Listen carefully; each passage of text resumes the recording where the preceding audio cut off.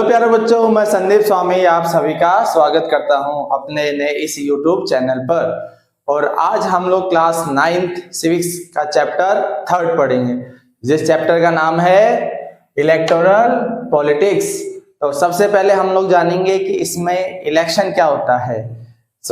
Election की definition ये है, the procedure by which people choose their representative at regular intervals is called election। इसका मतलब एक वो प्रोसीजर जिसमें लोग क्या करते हैं, अपने जो रिप्रेजेंटेटिव होते हैं उसको एक रेगुलर इंटरवल पे चूज करते हैं, उसे ही हम लोग क्या कहेंगे, election. So next question is why do we need election, कि हमें इलेक्शन की जरूरत क्यों है। इसके बहुत सारे रीजन हो सकते हैं।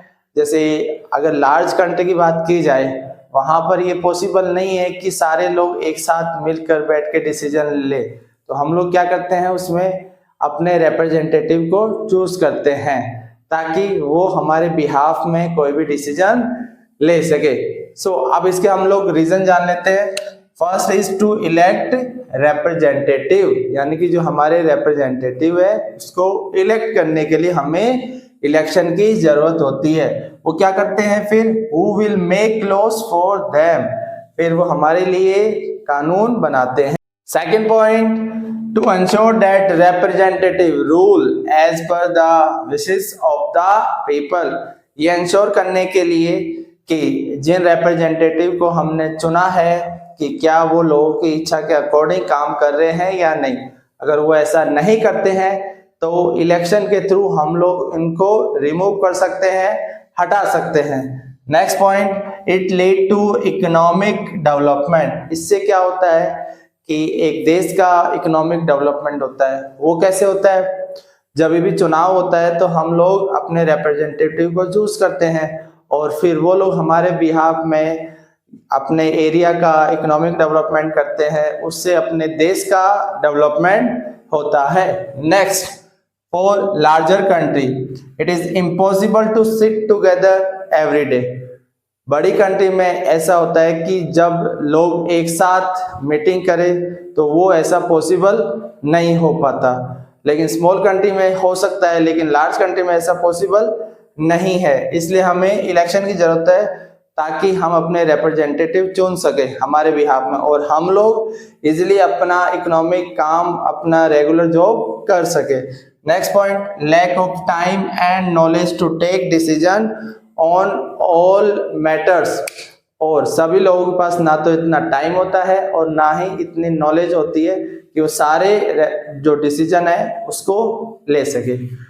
इस तरीके से अभी हमने देखा कि हमें इलेक्शन की जरूरत क्यों होती है। Next topic is choice of voters, कि जो वोटर्स होता है उसके सामने क्या क्या चॉइस होती है during elections. First choice is for the voters who will make law. Choice क्या होती है कि वो डिसाइड कर सकता है कि कौन कानून बनाएगा। Second, who will form the government and take major decision. Second choice क्या होगी कि कौन गवर्नमेंट बनाएगा और डिसीजन लेगा। Third point, whose policies guide the government and law making। Third choice क्या होगी कि वो डिसाइड कर सके कि उनकी पॉलिसीज कौन बनाएगा और साथ के साथ कौन होगा जो उसको प्रॉपर्ली गाइड करेगा। अब हम लोग देखते हैं next question. Next question is what makes an election democratic, यानी कि इलेक्शन को डेमोक्रेटिक क्या बनाता है। इसमें डायरेक्टली वो देखा जाए तो फीचर्स की बात। अब देखते हैं इसके features. First features is one vote and equal value. इसका मतलब ये होगा जो वोट की वैल्यू होगी for man and womens are equal, दोनों की वैल्यू इक्वल मानी जाएगी।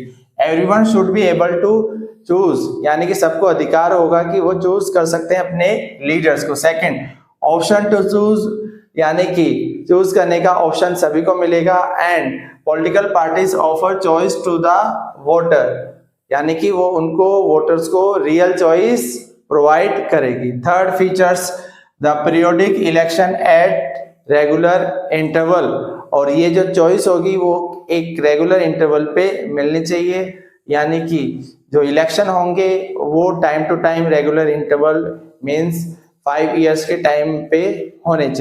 Next is election should be conducted in a free and fair manner, यानी कि जो इलेक्शन होगा वो किसी तरीके से किसी के फोर्स में नहीं होगा, फ्रीली लोग उसमें पार्टिसिपेट करेंगे।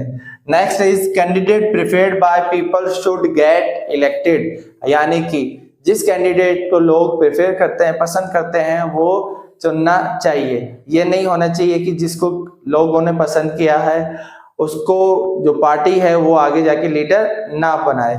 Next demerits and merits of electoral competition, कि इसके क्या फायदे हैं और क्या नुकसान है।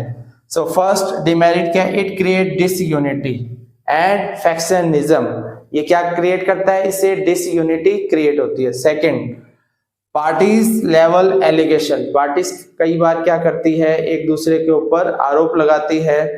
Second now third use dirty tricks to win election, यानी कि इलेक्शन को जीतने के लिए वो अलग अलग तरीके की डर्टी ट्रिक्स का इस्तेमाल करती है। Next no long term policies formulated, इसका मतलब ये हुआ कि जो लॉन्ग टर्म पॉलिसीज है वो प्रॉपर तरीके से फॉर्मुलेट नहीं की जा सकती, क्योंकि जब गवर्नमेंट चेंज होती है तो वो प्रीवियस गवर्नमेंट की जो भी पॉलिसीज होती है उसको कई बार चेंज कर देती।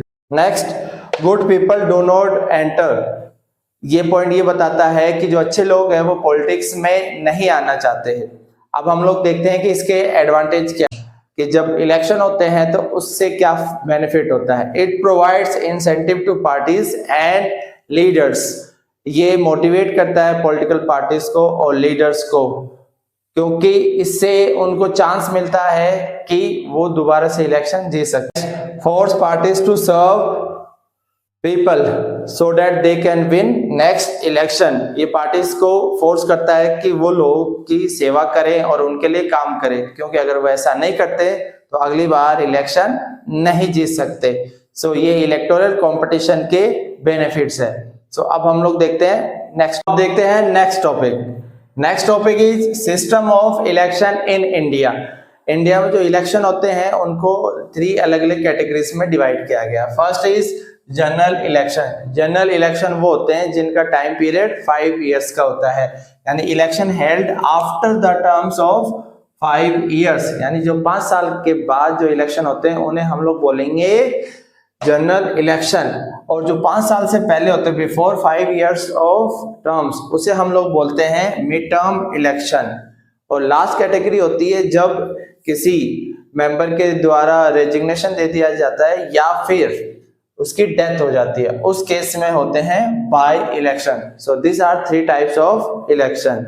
सो next topic is electoral constituency. इसका मतलब होता है कि the country is divided into different areas, कि जो कंट्री होता है उसको अलग अलग एरियाज में डिवाइड किया गया है फॉर इलेक्शन पर्पज से।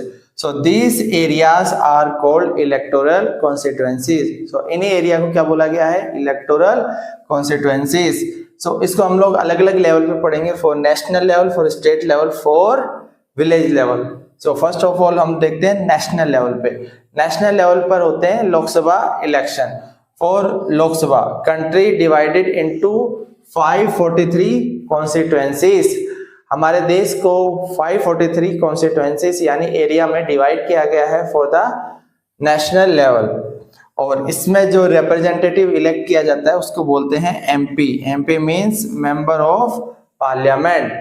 Next for the state level, each state divided into assembly constituencies, यानी हर स्टेट को असेंबली कॉन्स्टिट्यूएंसीज में डिवाइड किया जाता है और उसमें जो रिप्रेजेंटेटिव होता है उसे बोलते हैं MLA. MLA means member of legislative assembly.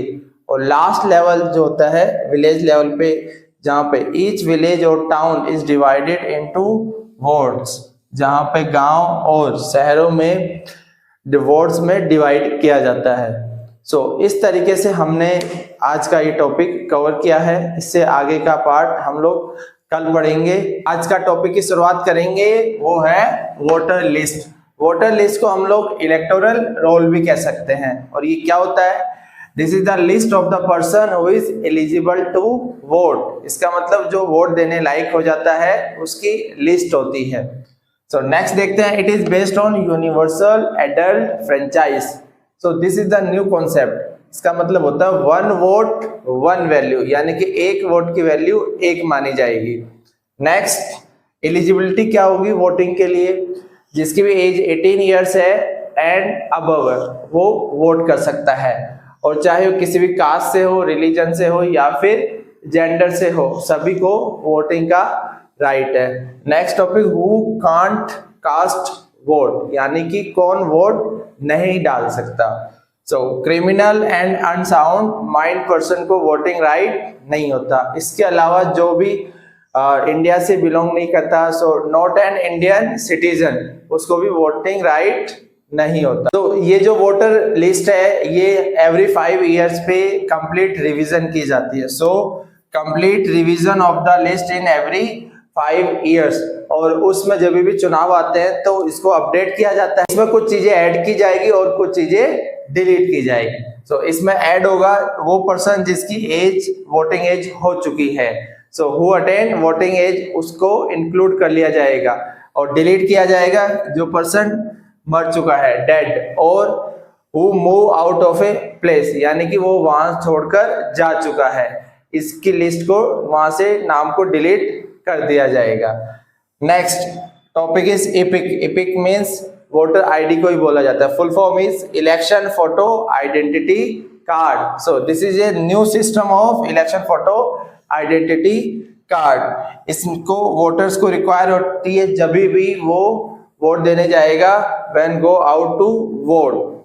Next, not compulsory, ये कंपल्सरी नहीं होता।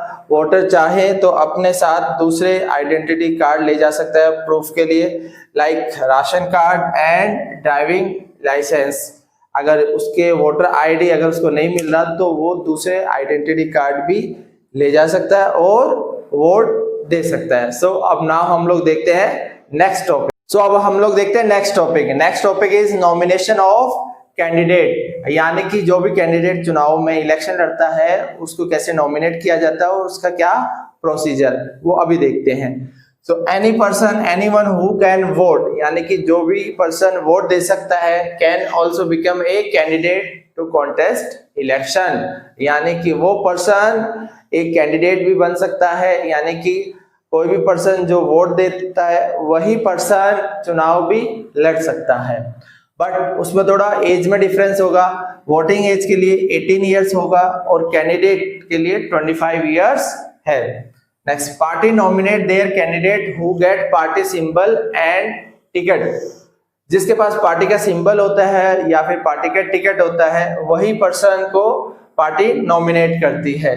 पार्टीज नॉमिनेशन को क्या बोला जाता है? पार्टी टिकट कहा जाता है। Next point, every person who wishes to contest an election, यानी कोई भी पर्सन जो चुनाव लड़ना चाहता है has to fill a nomination form, उसको एक नॉमिनेशन फॉर्म फिल करना होगा। उसके बाद उसको कुछ पैसा डिपॉजिट करवाना होगा and give some money as security deposit. Next, every candidate make a legal declaration giving full details of this thing.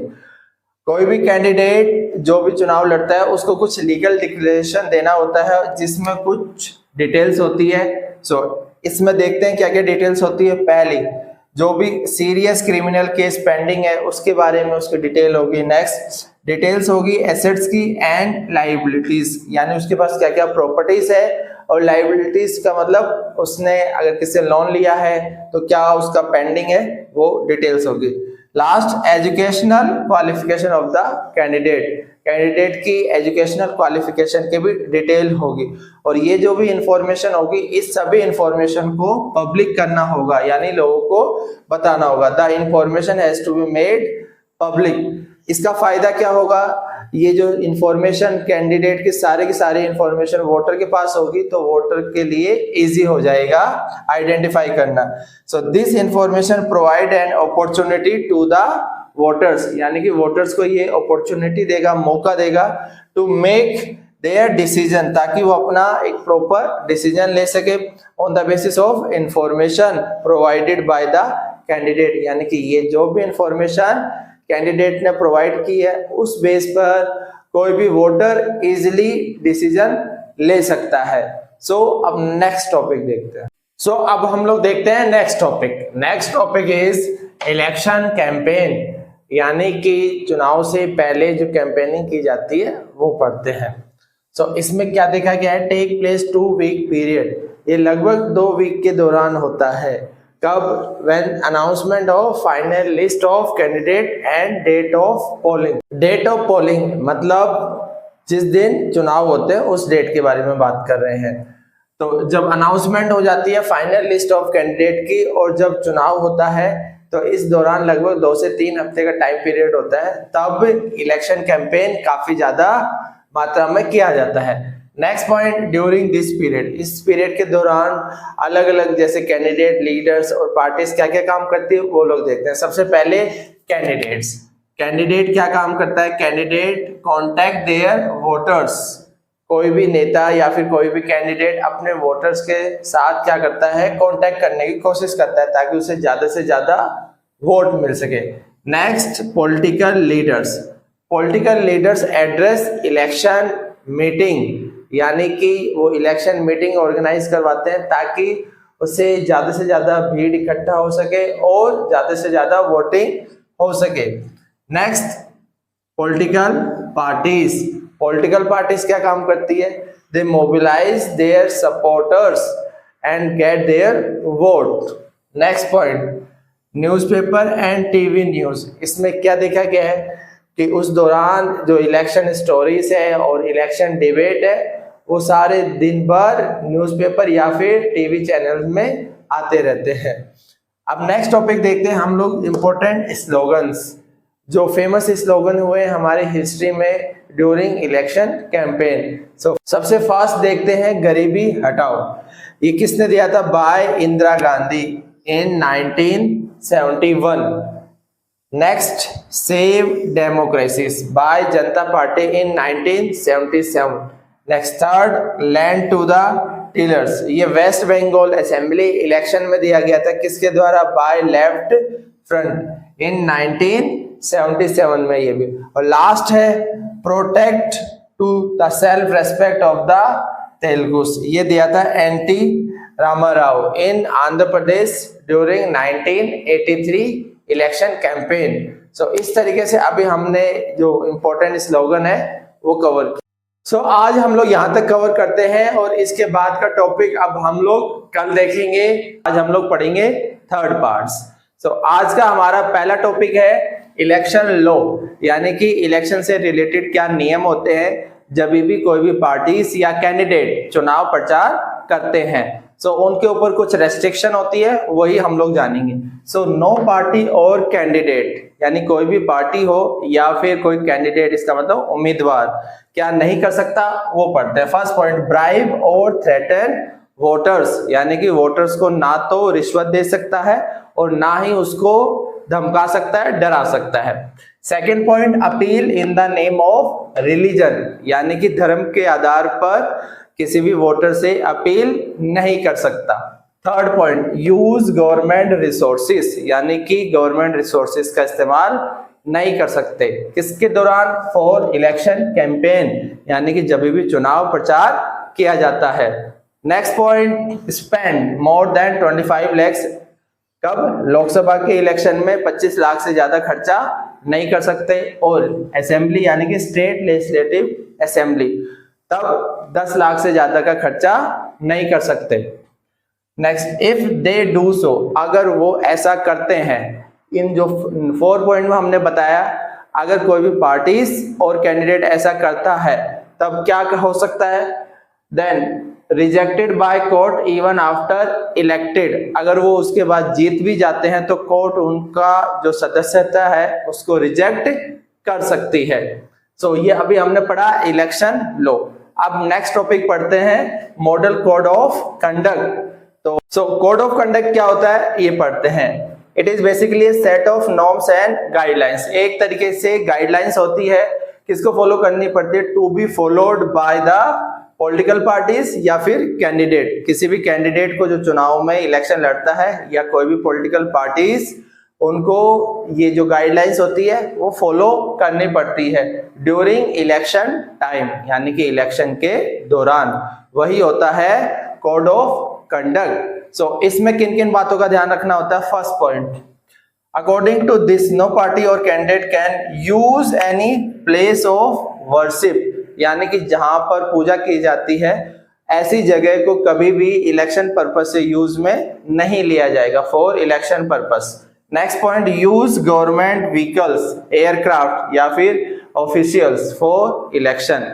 कोई भी गवर्नमेंट की जो व्हीकल्स होगा, एयरक्राफ्ट होगा या फिर ऑफिशियल होगा, कुछ भी ऑफिसर होगा, तो उन सब का कभी भी इलेक्शन के दौरान यूज नहीं किया जाए। Next point, minister can not start big project. कोई भी मिनिस्टर कोई भी बड़ा प्रोजेक्ट इलेक्शन से पहले नहीं कर सकता। और टेक बिग पॉलिसी डिसीजन, ना ही कोई बड़ा पॉलिसी डिसीजन स्टार्ट कर सकता है, ले सकता है। और make promises of public facilities. Public facilities में बहुत सारी चीजें आती हैं, जैसे कि प्लेग्राउंड बना देना या फिर रोड बना देना। सो इस तरीके की कोई भी प्रोजेक्ट, कोई भी जो न्यू इकोनॉमिक पॉलिसीज होगी या फिर जो पब्लिक फैसिलिटीज होगी, ये कोई भी जो लीडर होगा चुनाव से पहले जब कोड ऑफ कंडक्ट लागू हो जाता है तब अनाउंस नहीं किया जा सकता। सो अभी हमने पढ़ा पहले इलेक्शन लॉ क्या होता है, उसके बाद कोड ऑफ कंडक्ट पढ़ा। सो नेक्स्ट टॉपिक देखते हैं, polling and counting of vote, यानी कि वोट कैसे किया जाता है और उनकी फिर काउंटिंग कैसे होती है वो देखते हैं। सो सबसे पहले एक टर्म आती है इलेक्शन डे। इलेक्शन डे कौन सा डे होता है? The day when voters cast और पोल देयर वोट। इसका सिंपल सा मीनिंग है कि जिस दिन वोटर वोट देते हैं उसे ही हम लोग क्या कहते हैं? Election day.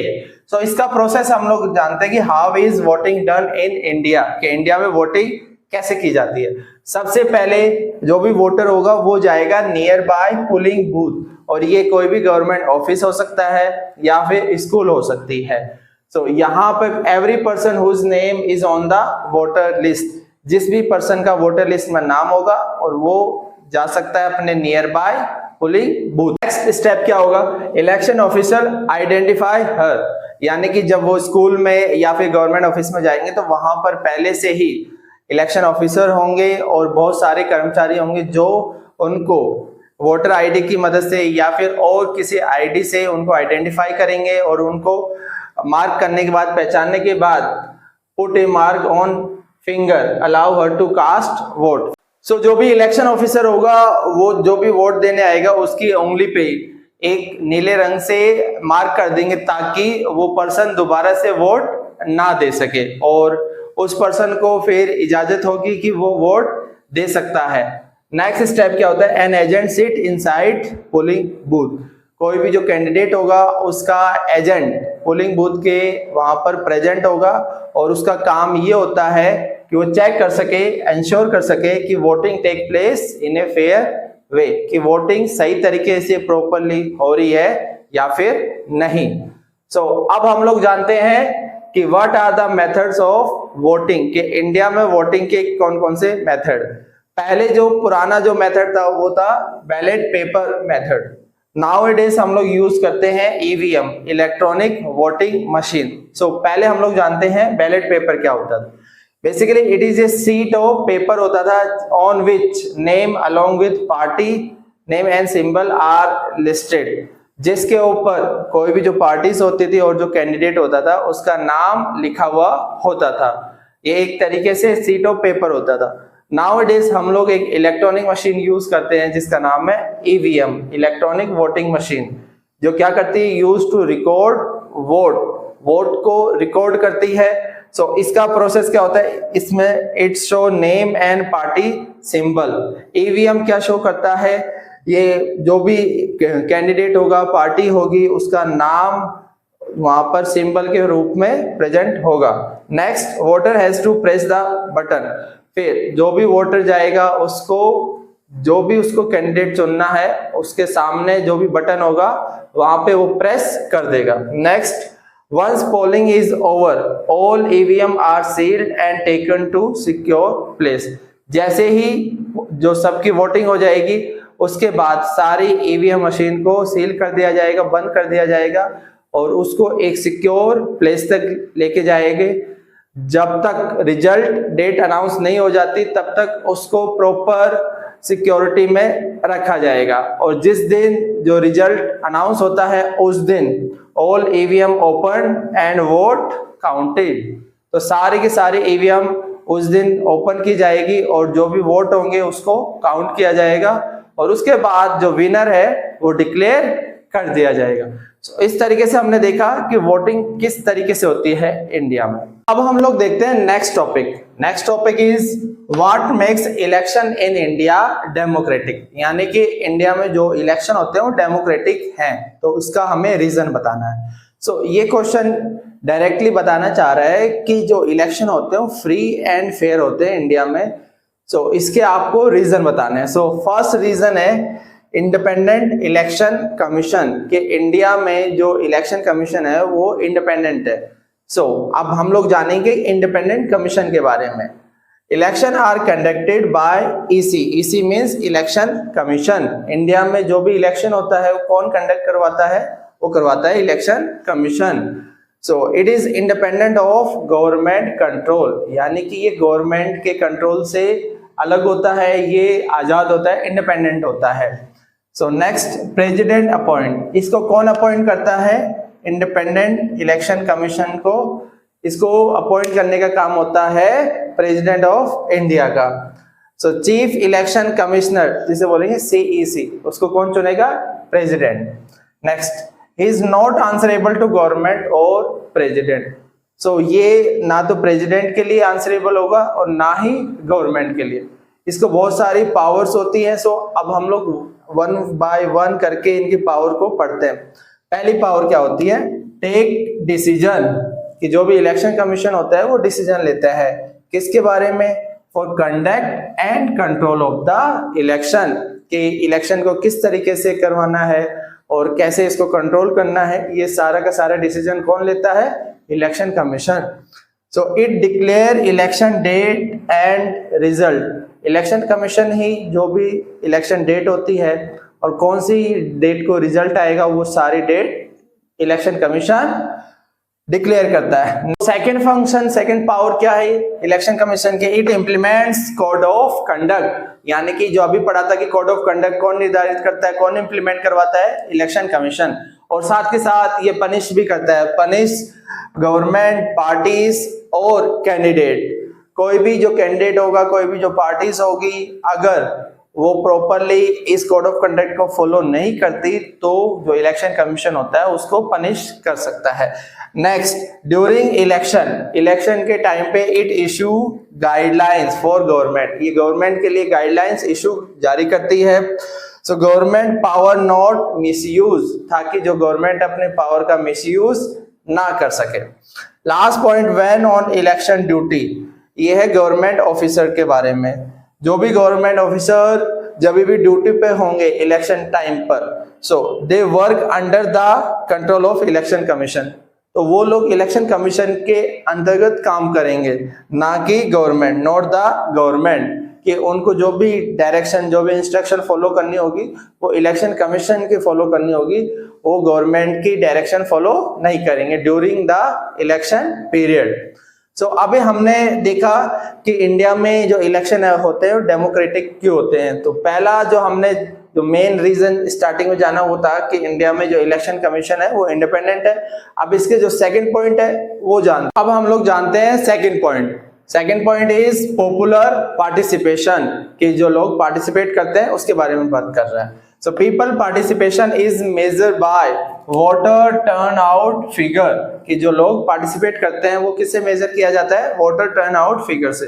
सो टर्न आउट का मतलब क्या होता है? It indicates percent of eligible voters who cast their vote, कि कितने परसेंट लोग अपना वोट दे रहे हैं, वो माना जाएगा वोटर टर्न आउट।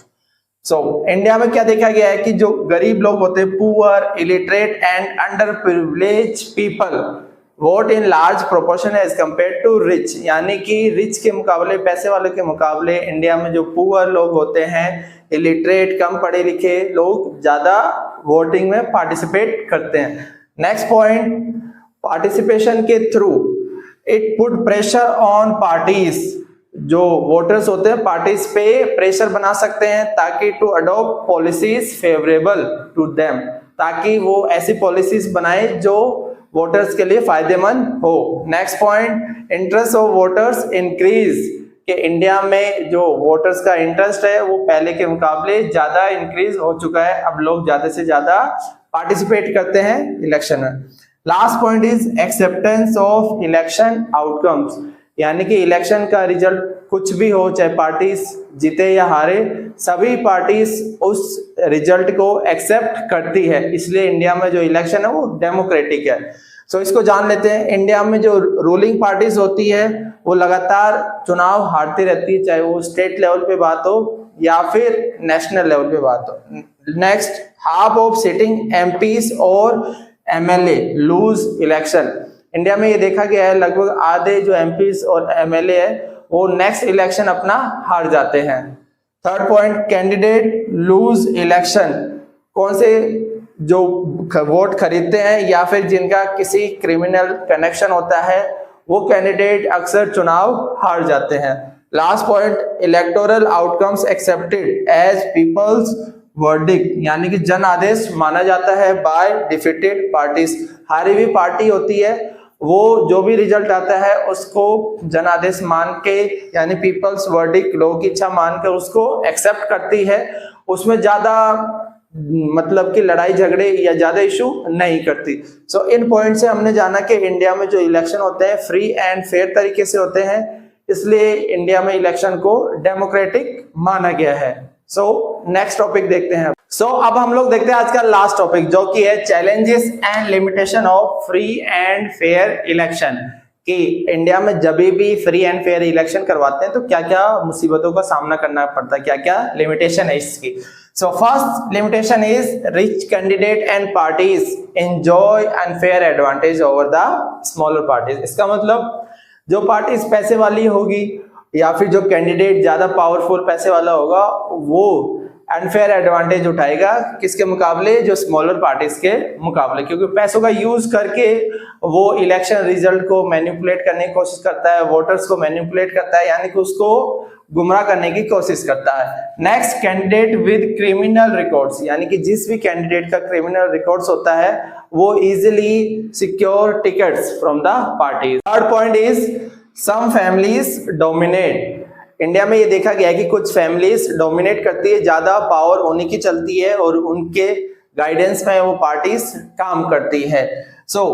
इसमें ये देखा गया है कि tickets are distributed to their relatives to their families, कि अपने रिश्तेदारों को, अपने फैमिली मेंबर्स को ही वो पार्टीज क्या करती है, टिकट दे देती है। Next point, election offer very little choice to citizens, यानी कि सिटीजन के सामने बहुत ही कम चॉइस होती है कि उनके पास एक अच्छा कैंडिडेट नहीं होता। As major parties are similar in policies and practices, ये देखा गया कि ज्यादातर जो पार्टीज होती हैं उनकी पॉलिसीज भी मिलती जुलती होती है, उनका काम भी लगभग सेम सा होता है। जिस वजह से जो वोटर्स होता है उसको प्रॉपर चॉइस नहीं मिल पाती, एक अच्छा कैंडिडेट नहीं मिल पाता। Last point is smaller parties and independent candidate suffer, कि इंडिया में देखा गया है कि जो स्मॉलर पार्टीज होती है और जो इंडिपेंडेंट कैंडिडेट होंगे, यानी कि जो निर्दलीय चुनाव लड़ते हैं, उनको ज्यादा लॉस का सामना करना पड़ता है, ज्यादा सफर करना पड़ता है। Suffer a huge disadvantage compare to the bigger parties, यानी बड़ी पार्टी के मुकाबले उनको ज्यादा मुश्किलों का सामना करना पड़ता है। इस तरीके से हमने ये चैप्टर कंप्लीट कर लिया है। चैप्टर थर्ड इलेक्टोरल पॉलिटिक्स आज कंप्लीट होता है। इस चैप्टर के जो नोट्स है वो पीडीएफ आपको डिस्क्रिप्शन में मिल जाएंगे और आप नेक्स्ट चैप्टर हम लोग आगे से कंप्लीट करेंगे। तब तक इस चैनल को आप अपने दोस्तों में लाइक करें, शेयर करें एंड सब्सक्राइब करना ना भूलें।